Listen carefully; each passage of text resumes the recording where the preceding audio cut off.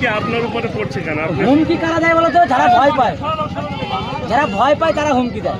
আমরা কি ভয় পাচ্ছি? আমরা ভয় পেলে হুমকি দিতাম, আমরা হুমকির পরোয়া করি না। এটা আইএসএফ নামে ব্র্যান্ড।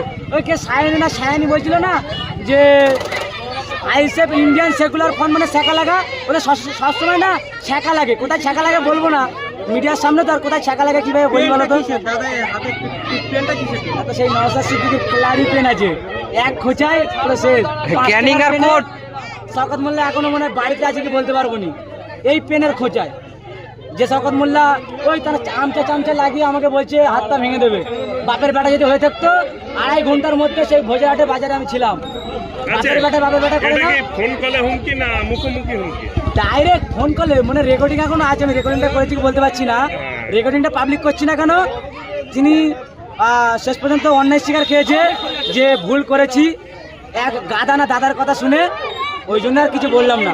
মানুষ মাত্র ভুল করে, সোজা কথা। আমরা দেখেছি বিগত দিনে নওশাদ সিদ্দিকী যখন নমিনেশন ফাইল করে তখন ধুমধুমার কাণ্ড হয়েছিল 2026 সালে কলকাতা পুলিশ।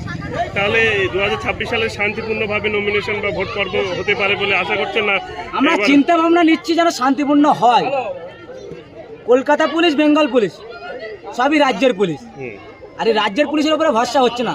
ভরসা কিন্তু আমরা আইনের উপরে করছি, পুলিশের উপরে কোনো ভরসা নেই, সোজা কথা।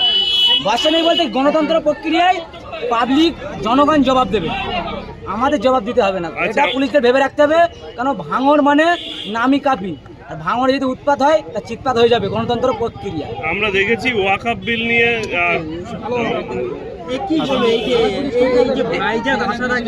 ছোট ছোট শিশুরা বাচ্চারা না খেয়ে এখনো পর্যন্ত এখানে দাঁড়িয়ে রয়েছে, তাহলে এটা কি ভাইজানের ভালোবাসা? প্রেম জিনিসটাই আলাদা, প্রেম টাকা দিয়ে পাওয়া যায় না, প্রেম দিল থেকে হতে হয়। আর যাকে একটা ভালো লেগে, ভালোবাসা জিনিসটা আলাদা জিনিস, আর ভালো লেগে গেলে না তার থেকে দিলটা উঠিয়ে নেওয়া যায় না, তেমন একটা পরিচয় দিচ্ছে ভাঙড়বাসী।